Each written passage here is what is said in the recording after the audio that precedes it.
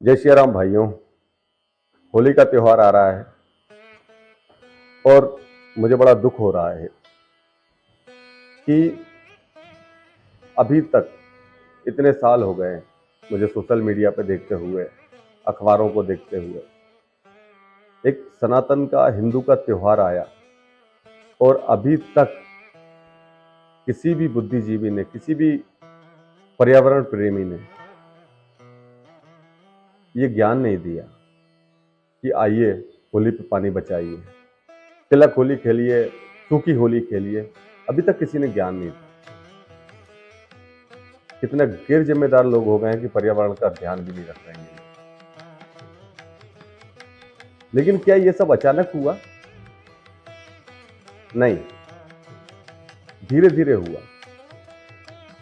जब से सनातनी लोग इकट्ठे हो गए, वो समझने लगे कि ले दे के सिर्फ हमें ही क्यों टारगेट किया जा रहा है, हमारे ही त्योहारों को, हमारी ही परंपराओं को क्यों टारगेट किया जा रहा है।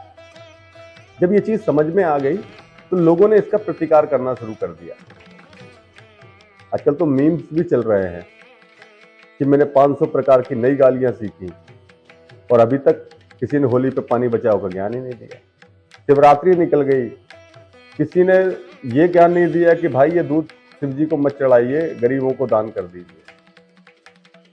मतलब हद हो गई है। ये सब हुआ कैसे? इसके लिए रामचरितमानस की एक बड़ी अच्छी चौपाई है कि विनय न मानत जलधि जड़ गए 3 दिन बीत, बोले राम सकोप तप भय बिन होए न प्रीत। पहले ये लोग निर्भय होकर हिंदू त्योहारों को टारगेट करते थे, उन्हें किसी का भय नहीं था, लोग उसको उनकी हाँ में हाँ मिलाते थे। आज उनको भय है कि हिंदू त्योहारों को टारगेट नहीं करना है। अगर आपने की तो आपकी 7 पुस्तकों को हिचकियां आएंगी। ना तो कोई कंपनी वाले ज्ञान दे रहे हैं, ना अखबार वाले ज्ञान दे रहे हैं। ये डर अच्छा है, ये होना भी चाहिए। लेकिन क्या सिर्फ होली को ही टारगेट किया गया था? हर त्योहार को टारगेट किया गया था। हालांकि अब धीरे धीरे करके वो लोग, जो ज्ञानी लोग थे, जो बुद्धिजीवी वर्ग के लोग थे, उनको भी शायद बुद्धि आ गई है, भय के कारण ही सही, कि हमें अब किसी भी त्योहार को टारगेट नहीं करना है। ऐसे ही आजकल समाज के मैं जो लोगों को देख रहा हूं, समाज के जो अध्यक्ष हैं, बड़े बुद्धिजीवी वर्ग के लोग हैं, वो आजकल एक चीज को बड़ा टारगेट कर रहे हैं, मृत्यु भोज को, कि आप मृत्यु भोज को बंद कीजिए। आइए हम मृत्यु भोज को समझते हैं। सबसे पहले, क्या वाकई में जो 13 दिन के बाद होता है किसी की मृत्यु के बाद, वो उसी को मृत्यु भोज कहते हैं? या मृत्यु भोज की हमें जो बताई जा रही है वो परिभाषा ही गलत है?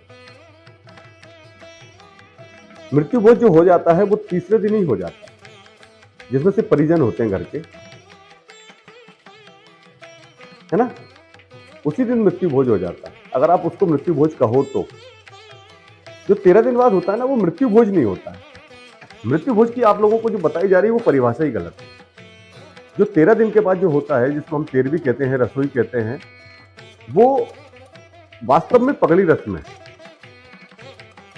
पगड़ी रस्म मतलब छोटा सा एक वो समारोह जिसमें उस घर का जो मुखिया बदला है उसकी ताजपोशी होनी है। क्या होता था पहले के समय में, ये परंपरा शुरू क्यों हुई, हम पहले इस पे चलते हैं। पहले के समय में संचार के इतने माध्यम हुआ नहीं करते थे कि एक व्यक्ति का स्वर्गवास हुआ और तुरंत उसके सारे रिश्तेदार आ जाएं। तो जब व्यक्ति का स्वर्गवास होता था तो जो निकट संबंधी होते थे वो उनका अंतिम संस्कार कर देते थे, परिजन मिलके ही। जो घड़ा घाटा होता था वो भी हो जाता था। अब फिर शुरू होता था 13वीं की तैयारी या पगड़ी रस्म की तैयारी। मृत्यु भोज नहीं, पगड़ी रस्म की तैयारी शुरू होती थी। उस तैयारी में क्या होता था कि जो घर के सदस्य होते थे वो पूरे रिश्तेदारों को चिट्ठी बांट के आते थे कि इस व्यक्ति का स्वर्गवास हो गया है और इनकी पगड़ी रस्म इस तिथि को रखी जाएगी। उसमें 12-13 दिन का समय ले लेते थे वो लोग। अब सारे रिश्तेदारों को पता चल जाता था कि वो जो व्यक्ति था वो गुजर गया है या उसका स्वर्गवास हो गया है, हमें उसकी पगड़ी रस्म में जाना है। पगड़ी रस्म मतलब छोटा सा ताजपोशी का कार्यक्रम आप कह सकते हो। उसमें एक दिन पहले जो पगड़ी रस्म का जो दिन तय होता था, उसके एक दिन पहले को मेल कहते थे। मेल मतलब मेल मिलाप जब होता था, सारे रिश्तेदार एक दिन पहले रात में आ जाते थे, क्योंकि साधन कम थे, उसी दिन आना संभव नहीं होता था। तो एक दिन पहले सब इकट्ठे हो जाते थे रात को, और सुबह पगड़ी रस्म का समारोह होता था। पगड़ी रस्म में आज भी आप लोग देखिएगा कि जो निकट संबंधी होते हैं वो पगड़ी लेके ही आते हैं, और जो व्यक्ति होता है उसके बच्चों के बांधी जाती है। इसका मतलब ये है कि ये बता दिया जाता है कि इस परिवार का जो मुखिया था, अब उसके स्वर्गवास के बाद ये व्यक्ति उसका मुखिया है। दूसरे उदाहरण से आप ये समझिए कि जब किसी सरकार का गठन होता है, चुनाव हुए, चुनाव के बाद जब किसी सरकार का गठन होता है, तो गठन होने के बाद एक शपथ ग्रहण समारोह रखा जाता है। नॉर्मली सभी सरकारें रखती हैं, बहुत कम सरकार, क्या मेरे हिसाब से तो सरकारें ऐसी कोई बची नहीं होगी जो अपना खुद का शपथ ग्रहण समारोह नहीं रखती, जिसमें करोड़ों खर्च होते हैं, लाखों भी नहीं, करोड़ों खर्च होते हैं। वो खर्च, वो भी आपके और हमारे टैक्स के पैसे खर्च होते हैं। तो क्या ये जरूरी है कि सबका शपथ ग्रहण समारोह किया जाए? क्यों किया जाता शपथ ग्रहण समारोह? शपथ ग्रहण समारोह इसीलिए किया जाता है ना कि संसार को या स्टेट को या राज्य को या शहर को ये पता चल जाए कि अब जो निजाम है या जो सरकार है या जो मुख्यमंत्री है, प्रधानमंत्री है, वो बदल गया है। यही बताने के लिए सिर्फ किया जाता है ना, कि कोई ये पूछे कि हमारा मुख्यमंत्री कौन है, तो पता चले कि नहीं, पहले वो था, अब ये हैं। इसी के लिए किया जाता है ना। उसमें करोड़ों रुपए बर्बाद होते हैं। ये काम तो साइलेंटली भी हो सकता है ना, लेकिन नहीं करती ना सरकार, क्योंकि सबको बताना है। हाँ, तो ये हुआ एक बड़ा कार्यक्रम, बड़े लेवल पे है, बड़ा कार्यक्रम है, सरकार का खुद का है, इसलिए वो कर रही है, उसके पास पैसा खर्च होता है। यही काम होता है छोटे स्तर पे, जिसको हम पगड़ी रस्म में करते हैं। इसमें भी जो लोग आते हैं आपके यहाँ पे पगड़ी रस्म में, हम उनको भूखा नहीं भेज सकते। आपके दरवाजे पे कोई आया है, आपने एक समारोह किया है, उसमें आप किसी को बुला रहे हो, आप उनको भूखा भेज दोगे? नहीं भेजोगे। इसीलिए इसमें भोजन रखा जाता है, भोजन की व्यवस्था। लेकिन ये भोजन को मृत्यु भोज नहीं कह सकते। ये पगड़ी रस्म का समारोह होता है 13 दिन बाद ही सही, क्योंकि इसमें मृत आत्मा को जो हम देते हैं वो श्रद्धांजलि दे देते हैं। जो जाने वाले लोग हैं वो पुष्प अर्पण करके श्रद्धांजलि दे देते हैं, लेकिन ये उसकी मृत्यु का भोज नहीं है। ये पगड़ी रस्म का समारोह है, बड़े लेवल पे ना होकर छोटे लेवल पे होता है, और जिसकी जितनी शक्ति होती है उसके आधार पे होता है। मृत्यु भोज में ये सब नहीं होता है, ये पगड़ी रस्म में होता है, और यही पगड़ी रस्म है। इसको मृत्यु भोज का नाम देके आप इसको बदनाम किया जा रहा है। केवल इसको का जो सही है वो है पगड़ी रस्म। तो आपसे, अगर आपसे कोई कहे कि आप मृत्यु भोज मत करिए, तो उनसे पूछिए, अगर सरकार कहती है तो उससे भी पूछिए कि आप भी अपना पगड़ी रस्म मत कीजिए, यानी आप भी अपना शपथ ग्रहण समारोह बंद कीजिए, ताकि समाज में उदाहरण जाए कि हमारे करोड़ों रुपए बर्बाद हो रहे हैं। पगड़ी रस्म का सबसे बड़ा फायदा यह होता है, क्योंकि मनुष्य एक सामाजिक प्राणी है, और सामाजिक प्राणी समाज में जुड़ा रहेगा तो ही अच्छा रहेगा।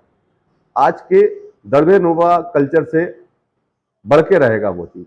उसको ये पता रहेगा, जो लड़का है उसको ये पता चल जाएगा कि मेरे रिश्तेदार कौन कौन से गांव में हैं, और वो किससे मेरा कौन सा रिश्ता है, कौन मेरे मामा के ससुराल वाले हैं, कौन मेरे पिताजी के मामा के लड़के के ससुराल वाले हैं, कौन किस गांव में रहता है। कभी उस गांव में जाना हुआ तो उस रिश्तेदार के यहाँ जाना हो जाएगा।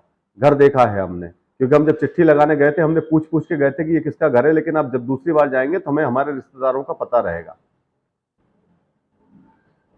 आज के फ्लैट वाले कल्चर में, जहां पड़ोसी बगल वाले पड़ोसी को नहीं जानता है, ऐसे ही लोग उस चीज का शिकार हो जाते हैं जो हम आए दिन अखबारों में पढ़ते हैं, क्योंकि पड़ोसी को पड़ोसी से कोई मतलब नहीं है। और शायद ये बुद्धिजीवी वर्ग के लोग भी यही चाहते हैं कि हम समाज से ऐसे ही कटते जाएं। अगर आपको लगता है कि ये फिजूल खर्ची है, तो आप इसको बड़े लेवल पे ना करके, आपको किसने कहा कि आप पूरी पकवान बनाइए? पहले के समय में जो पगड़ी रस्म के समारोह होते थे, पगड़ी रस्म होती थी, उसमें दाल बाटी में भी लोग खा खा के चले जाते थे। किसी ने ये नहीं कहा कि आप पूरी पकवान ही बनाइए। जो आपकी यथाशक्ति है उसके हिसाब से आप काम करिए। और बचा के किसके लिए रख रहे हो आप? आपने जो कमाया है, किस चीज के लिए बचाओगे आप? आपको एक तर्क दिया जाता है कि ये फिजूल खर्ची है। किस चीज की फिजूल खर्ची है साहब? कमा किसके लिए रहे हो? अपने लिए, अपने बच्चों के लिए, अपने परिवार के लिए ही कमा रहे हो ना। तो फिर उसको अगर हम हमारे रिश्तेदारों में भी खर्च कर रहे हैं तो उसमें क्या बुराई है? आज नया ट्रेंड चला दिया है, जन्मदिन हुआ, केक काटा रोड पे, इसके मुंह पे चुपड़ा, उसके मुंह पे चुपड़ा और फेंक दिया। ये भी तो पैसे की बर्बादी है। अरे मैं तो कहता हूं कि पैसे ही बचाना है तो शादी मत करो। शादी समारोह में भी जिसको देखो वो कम खर्च करो, कम खर्च करो। भाई जिसकी जितनी शक्ति है उतना खर्च करो। आपने किसी बड़े सेलिब्रिटी की शादी देखी है? 7-7 करोड़ के लहंगे पहनती है सिर्फ दुल्हन। किसी ने उनको तो ज्ञान जाके दिया ही नहीं कि आप कम खर्च करो और आपका जो पैसा बच रहा किसी गरीब को दे दो। गरीबों का ठेका तो सिर्फ हम मध्यम वर्गीयों ने ले रखा है कि जाओ गरीबों को दान कर दो। क्योंकि फिर गरीब क्या कर रहा है? किसी दिन इस गरीबी वाले मुद्दे पे भी अपन बात करेंगे, लेकिन आज का मुद्दा यही ठीक है कि मृत्यु भोज जो ये चल रहा है, मृत्यु भोज की ये परंपरा है, ये समाज को जोड़ने के लिए है, फिजूल खर्ची नहीं है। जो आपसे शक्ति, आपकी शक्ति है, यथाशक्ति है, उसके हिसाब से आप करिए और किसी के बहकावे में मत आइए, किसी के कहने में मत आइए। क्योंकि ये जो लोग जो आपसे कह रहे हैं, ये लोग स्वयं उस चीज का पालन खुद नहीं करते हैं। ये मेरे स्वयं के विचार हैं, बाकी आपकी मर्जी। मिलते हैं अगली बार नए वीडियो में एक नए मुद्दे के साथ। जय श्री राम।